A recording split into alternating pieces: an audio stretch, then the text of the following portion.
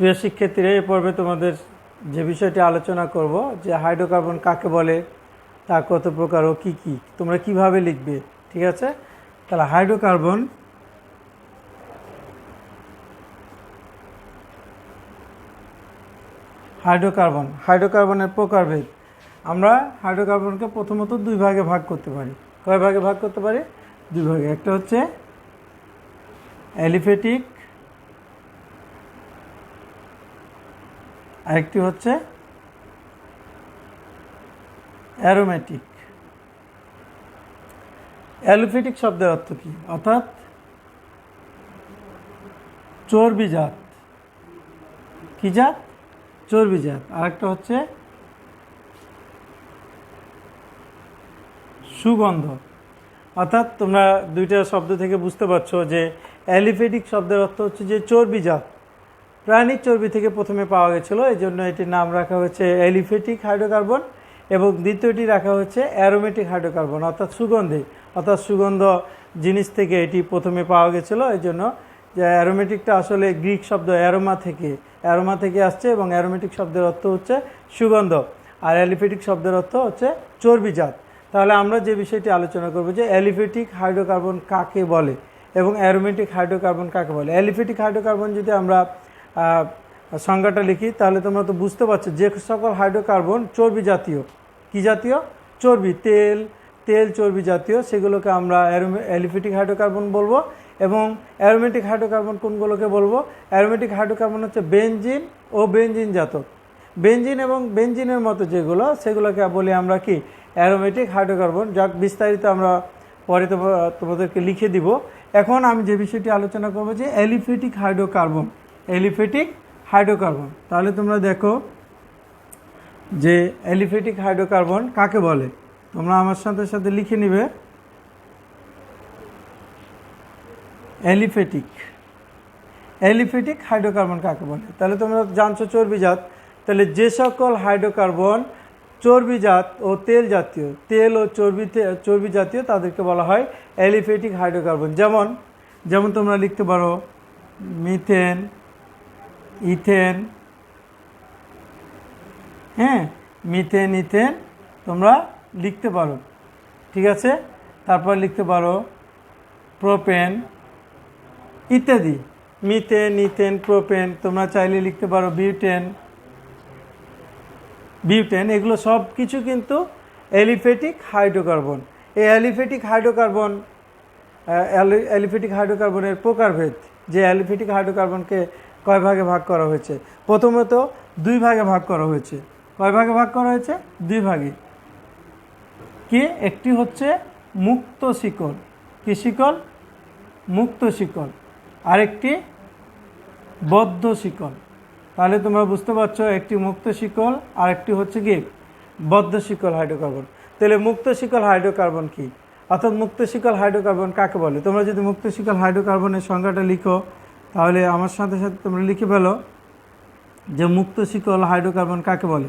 তাহলে দেখো, মুক্ত শিকল হাইড্রোকার্বন যে সকল হাইড্রোকার্বনের দুই প্রান্তের কার্বন দুটা মুক্ত থাকে।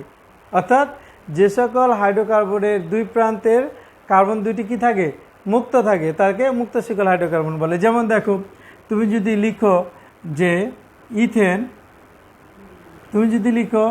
ইথেন, তাহলে দেখো এর দুই প্রান্তের কার্বন, এই কার্বন দুটো মুক্ত অবস্থায় আছে, পরস্পরের সাথে যুক্ত নাই, তাই এগুলোকে কি বলবো? আমরা মুক্ত শিকল বলবো। তাহলে আমরা মুক্ত শিকলের একটা উদাহরণ কি লিখতে পারি? এখানে তোমরা যদি দিয়ে লিখো যে 1 নম্বর, সেটা লিখতে পারি ইথেন।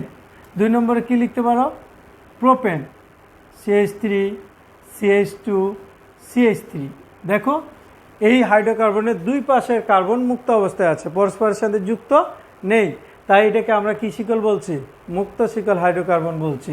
যদি 3 নম্বর তোমরা শিখো CH3, CH2, CH2, CH3, তাহলে দেখো এটির নাম কি? এই নামকরণ তো তোমাদেরকে আগে শিখিয়েছি যে এটার নাম কি হবে? Myth, ইথ, pro, বিউট। অর্থাৎ 4টি কার্বন আছে, বিউট হবে, এবং একক বন্ধন, কার্বন এক বন্ধন হলে এন যুক্ত হয়, তাহলে এটির নাম হচ্ছে বিউটেন। তাহলে এগুলো কি শিকল? মুক্ত শিকল, অর্থাৎ দুই প্রান্তের কার্বন পরস্পরের সাথে যুক্ত নেই। কিন্তু যদি আমরা বদ্ধ শিকল আলোচনা করি তাহলে বদ্ধ শিকল কেমন? বদ্ধ শিকল তার মানে তোমরা বুঝতে পারছো, বদ্ধ, একদম বন্দি, অর্থাৎ এখান থেকে বের হওয়ার কোনো সুযোগ নাই। আর মুক্ত শিকল মানে তো একদম খোলা ছিল। তাহলে এখন দেখো বদ্ধ শিকল যদি তুমি লিখো, যেমন CH2 CH2 CH2, এখানে বুঝতে পারছো যে বদ্ধ শিকল হচ্ছে, বদ্ধ শিকলের সংজ্ঞাটা তোমরা যদি এই উদাহরণের সাথে সাথে লিখে ফেলতে পারো, যদি কার্বনের দুই প্রান্তের, অর্থাৎ কোনো শিকলে দুই প্রান্তের কার্বন পরস্পরের সাথে যুক্ত থাকে। দেখো তোমরা এখানে লিখছিলে প্রোপেন, এই প্রোপেনের দেখো দুই প্রান্তের কার্বন এখানে কিন্তু পরস্পরের সাথে যুক্ত আছে, এটার নামও কিন্তু প্রোপেন, এটার নামও কিন্তু কি প্রোপেন। এখানেও এটাকে লিখছি আমরা প্রোপেন, এটার নামও কিন্তু আমরা লিখতে পারি প্রোপেন। তবে একটি কথা যুক্ত করতে হবে, এটা হচ্ছে সাইক্লোপ্রোপেন। কি প্রোপেন বলো? কি প্রোপেন? সাইক্লোপ্রোপেন। কেন সাইক্লোপ্রোপেন বলো? সাইক্লো শব্দের অর্থ হচ্ছে চাক্রিক, বদ্ধ, এটা হচ্ছে বদ্ধ আছে, বদ্ধ অবস্থায় আছে, তাই এটার নাম হচ্ছে সাইক্লোপ্রোপেন। আর এটা হচ্ছে শুধু প্রোপেন, মুক্ত অবস্থায় আছে। হ্যাঁ, এটাকে আমরা দেখো খুব সহজ করে যদি লিখি, এভাবে লিখি, দেখো তোমাদেরকে যদি আগে বলি যে এটা কি, তাহলে তোমরা বলবো যে ত্রিভুজ। আসলে কিন্তু আমরা তো আলোচনা করছি কেমিস্ট্রি, রসায়ন, এখানে তুমি যদি ত্রিভুজ বলো তাহলে তো হবে না। এটার নাম কি বলো? সাইক্লোপ্রোপেন। এখন তুমি খুব সহজে বলতে পারবে এটার নাম হচ্ছে সাইক্লোপ্রোপেন। এখানে যে দেখছো তিনটি কি আছে, বিন্দু আছে, এই তিনটি বিন্দু মানে তিনটি কার্বন, তিনটি বিন্দু দ্বারা কি বোঝাচ্ছে? তিনটি কার্বন বোঝাচ্ছে। তাহলে দেখো তুমি এক নম্বর কি বলতে পারো? সাইক্লোপ্রোপেন বলতে পারো। বদ্ধ শিকলে আর একটা কী বলতে পারো?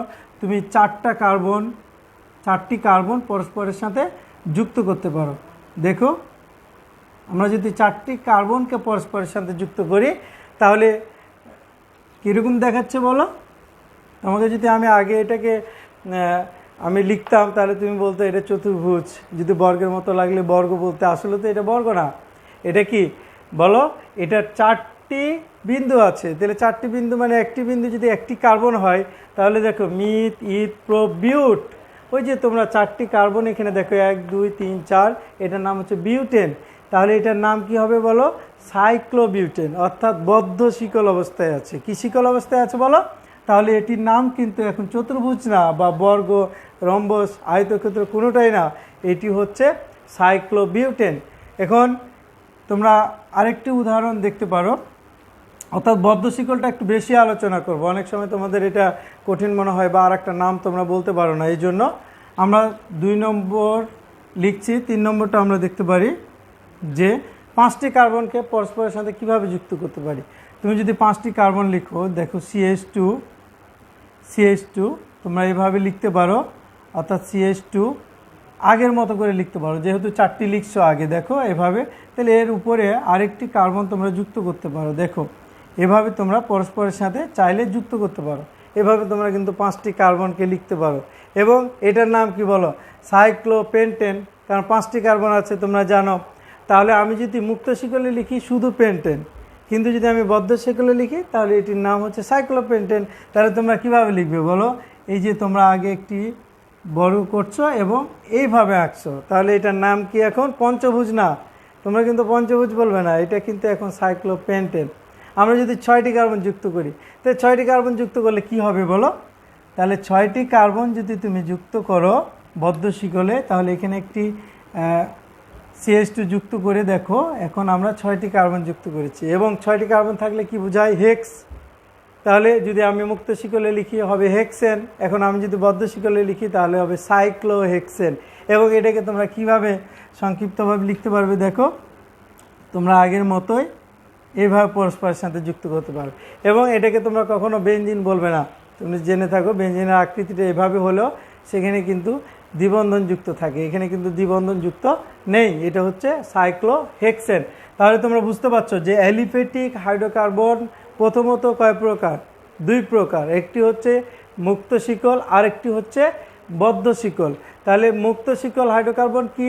যে সকল হাইড্রোকার্বনের 2 প্রান্তের কার্বন পরস্পরের সাথে যুক্ত থাকে না তাকে বলি আমরা মুক্ত শিকল। বদ্ধ শিকল কি? যে সকল হাইড্রোকার্বনের 2 প্রান্তের কার্বন পরস্পরের সাথে যুক্ত থাকে অর্থাৎ বদ্ধ থাকে তাকে আমরা বলবো বদ্ধ শিকল। এবং এগুলোর নামে সাইক্লো যুক্ত করব। সাইক্লো মানে কি? বদ্ধ বা চাক্রিক, অর্থাৎ চাকরিক যৌগ এগুলো। ঠিক আছে, এখন যেটা আমরা দেখব যে এই মুক্ত শিকল হাইড্রোকার্বন কয় প্রকার, অর্থাৎ সবার কিন্তু প্রকারভেদ আছে।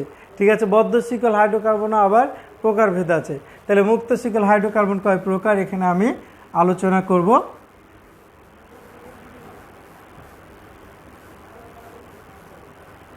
দেখো আমি আলোচনা করছি মুক্ত শিকল হাইড্রোকার্বন। কি শিকল?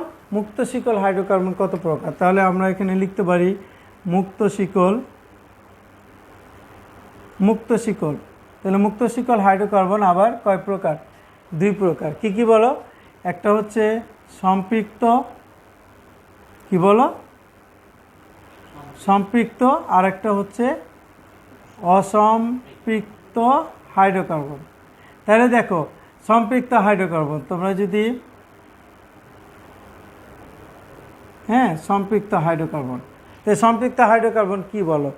যে সকল হাইড্রোকার্বনের মধ্যে দেখো খুব সহজ, কার্বন এবং কার্বনের মাঝে এক বন্ধন থাকবে। কয় বন্ধন থাকবে বলো? যদি কার্বন এবং কার্বনের মাঝখানে একক বন্ধন থাকে, অর্থাৎ এক বন্ধন থাকে, তাহলে সেগুলোকে বলবো আমরা কি? সম্পৃক্ত। আর অসম্পৃক্ত হাইড্রোকার্বন, যে সকল হাইড্রোকার্বনের মধ্যে দ্বিবন্ধন অথবা ত্রিবন্ধন থাকবে, অর্থাৎ 2টি বন্ধন অথবা কি 3টি বন্ধন থাকবে, তাদেরকে বলবো অসম্পৃক্ত হাইড্রোকার্বন। তার মানে বুঝতে পারছো, সম্পৃক্ত হাইড্রোকার্বন হচ্ছে অ্যালকেন এবং অসম্পৃক্ত হাইড্রোকার্বন হচ্ছে অ্যালকিন বা অ্যালকাইন। তাহলে তোমাদেরকে 3টা নামই তো আমি শিখেছি, অ্যালকেন, অ্যালকিন এবং কি অ্যালকাইন, তো তোমরা লিখতে পারবে।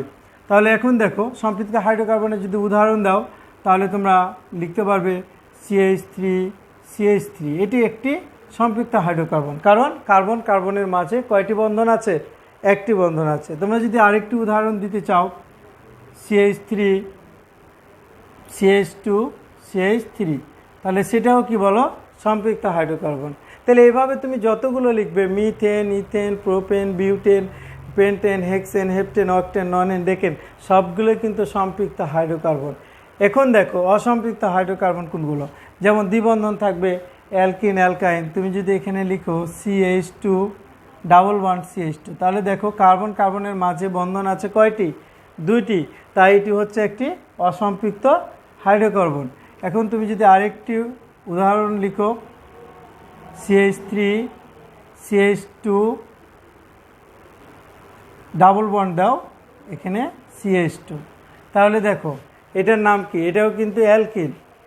এটা প্রোপিন হয়ে গেছে, এখানে দেখতে পাচ্ছ দ্বিবন্ধন আছে, তাহলে এটার নাম কি বলো? অসম্পৃক্ত। তুমি যদি 3 নম্বরে আরেকটি উদাহরণ লিখতে চাও, CH ট্রিপল বন্ড CH, তার মানে তোমরা এখানে দেখতে পাচ্ছ এটা হচ্ছে ইথাইন, অর্থাৎ অ্যালকাইন গ্রুপের। তাহলে অ্যালকাইন গ্রুপের যেহেতু, সেটাও কিন্তু অসম্পৃক্ত হাইড্রোকার্বন। তাহলে তোমাদেরকে এখন যেটা আলোচনা করেছি, মুক্ত শিকল মানে কাকে বলে এবং কত প্রকার, সেগুলো উদাহরণ দেখেছি। পরবর্তী পর্বে আমরা যেটা আলোচনা করব যে বদ্ধ শিকল কাকে বলে এবং বদ্ধ শিকল কত প্রকার ও কী কী। তোমরা বদ্ধ শিকলের কিন্তু উদাহরণ দেখছো, আমি পরবর্তী পর্বে আলোচনা করব বদ্ধ শিকলের উদাহরণ সহ প্রকারভেদগুলো আলোচনা করব। আজকে এ পর্যন্তই।